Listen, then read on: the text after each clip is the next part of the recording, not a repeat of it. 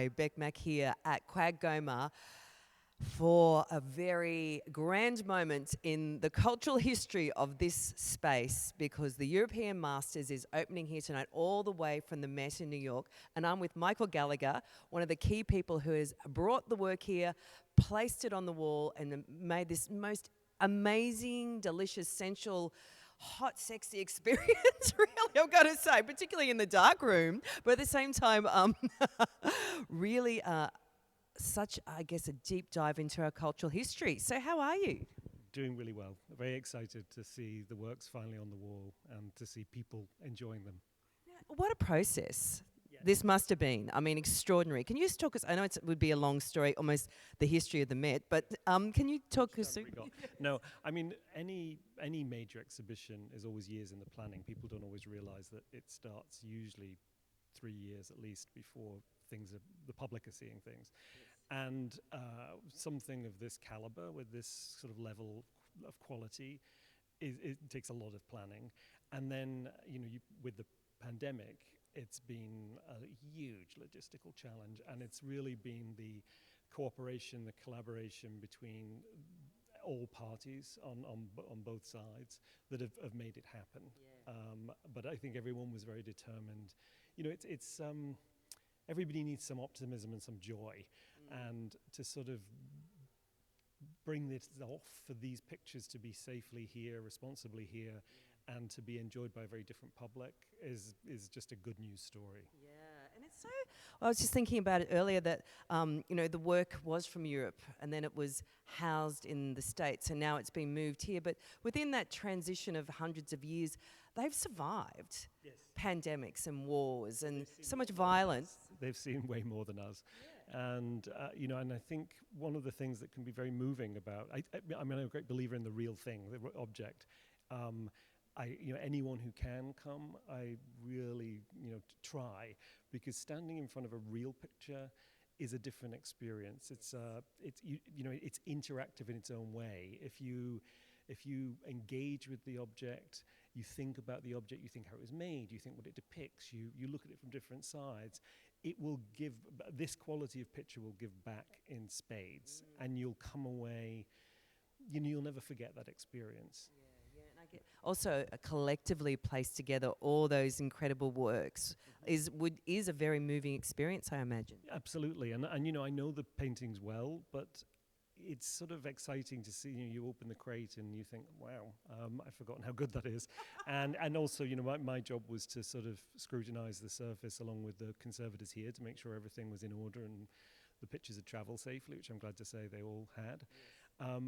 But you can get lost in those surfaces because they're, sort of you're checking the Titian to see everything's okay, and then you start thinking, God, that way he does that fabric's amazing, and that's what everyone should really revel in. Yeah. And there are 65 works, but already I feel that you are incredibly emotionally attached to them and have a real love for these images. Yeah. But one of your favorites is over here. Can you tell us about this? Well, I thought I'd talk about this one because it's actually my speciality is really all master paintings. Yes. But like anyone, there's things you just like as a punter. Yes. And so I have never worked on a Degas as a conservator, but this is a really, really, really beautiful example. We often talk about lining. That's the process where a canvas has been adhered to the back of the original canvas. It's a very common process that went on in the past. It's very unusual to find paintings before a certain era that process hasn't happened to them. This is one of them. Yes. Also, often... just quickly, what does that mean to you as a conservator? So it means that the surface you see has really been unaffected. The topography has been unaffected by that process, because if that process is not done carefully, it can change things. It can, more that it slightly can flatten the surface. So we really celebrate seeing something like this that's in pristine condition. And the other thing, even more importantly, is that this is a sort of post-impressionist picture, Degas, and he never intended this surface to be varnished, and it hasn't been. Right. And often those paintings they went through dealers and they decided to sort of gussy them up by putting a coat of varnish on them. This has got its original surface, and it's like a butterfly wing. It almost looks like a pastel from a distance rather than oil paint, because it's very dry, and that was the surface he wanted. And so anyone coming up to this, there's a vibrance to the color. There's a sort of sense, as I say, like pastel, as if it's almost like dusty, the color. And it retains an intensity because of that it almost like looks sort of lit from within. I'm just being totally drawn in and mesmerized. And the green is just extraordinary. Like, how... And these pinks and oranges, it just, it's really, and the little flash of orange in her hair as she bends forward.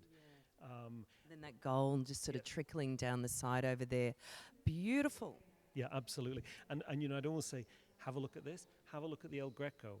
Completely different period, but that same joy in the application of paint, the same surprising freedom. People think artists only painted freely sort of from the 19th century onwards. Have a look at the way El Greco paints, have a look at the way Titian suggests grasses and leaves, and you'll see it's paint, it's unmistakably paint. It's not highly worked, they're put on in seconds, those marks. They reveling in the material and the brushwork and the application of paint. That is something that is, has been common to artists for a very, very long time, for hundreds of years. And I think people sometimes, they approach particularly old master paintings with a set of sort of preconceived ideas, and you need to take the blinkers off and just look and reacquaint yourself, or acquaint yourself maybe for the first time with a particular artist's work in real life. It's very different from looking at an illustration in a book or a JPEG on the screen. You have to sometimes move a little bit so you don't get a reflection. But you can sort of see it in a raking light. You see the texture, and all of that makes it a very, I think, personal, intense experience. Just move this way because I can hear them coming through.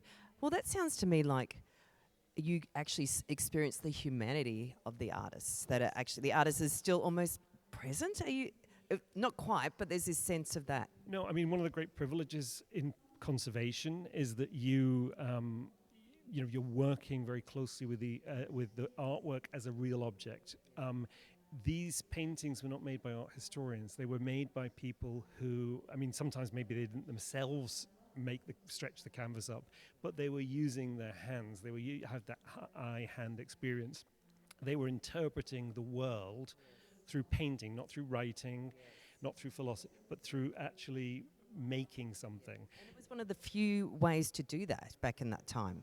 Well, I mean, in terms of, you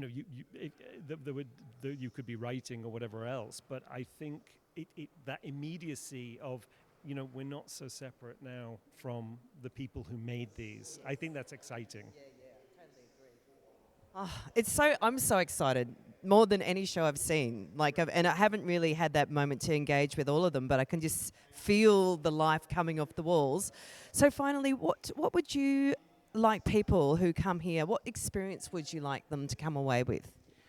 I always think this is precious in the sense of you don't get to do this every day, but it shouldn't feel like a heavy experience. It should be something really joyful. It should be like somebody's invited you to the best restaurant in town and said, order whatever you like. It should fill you with adrenaline, and you should sort of, I think, an open mind, and if you can, come more than once, because one day one picture will speak to you in a different way. And I just think it's a moment of optimism, to have been able to pull this off is like the world will get back on its feet. I think it's a good feeling. Absolutely. Well, thank you so much for your time. It's great having you here. I'm glad you're at the party tonight. And congratulations. It's absolutely mind-blowing. Great. Thank you.